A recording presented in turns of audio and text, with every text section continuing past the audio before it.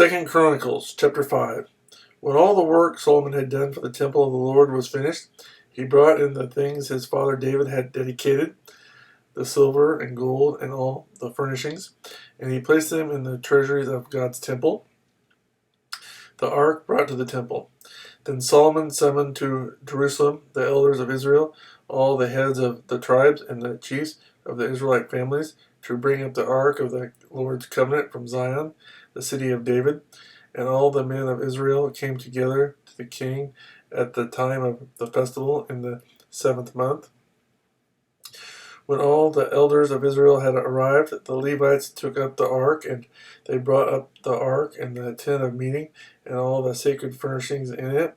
The priests, who were Levites, carried them up, and King Solomon and the entire assembly of Israel that had gathered about him were before the ark, sacrificing so many sheep and cattle that they could not be recorded or counted. The priests then brought the ark of the Lord's covenant to its place in the inner sanctuary of the temple, the most holy place, and put it beneath the wings of the cherubim.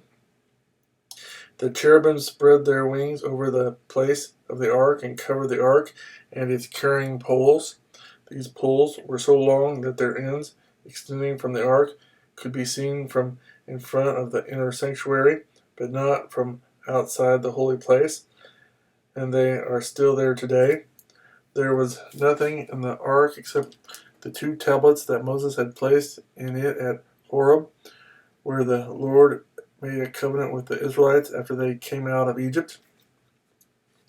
The priests then withdrew from the holy place. All the priests who were there had consecrated themselves, regardless of their divisions. All the Levites who were musicians, Asaph, Heman, Jeduthun, and their sons and relatives, stood on the east side of the altar, dressed in fine linen and playing cymbals, harps, and lyres. They were accompanied by 120 priests sounding trumpets.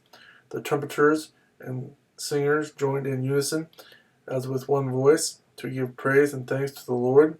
Accompanied by trumpets, cymbals, and other instruments, they raised their voices in praise to the Lord and sang, "He is good, his love endures forever." Then the temple of the Lord was filled with a cloud, and the priests could not perform their service because of the cloud, for the glory of the Lord filled the temple of God.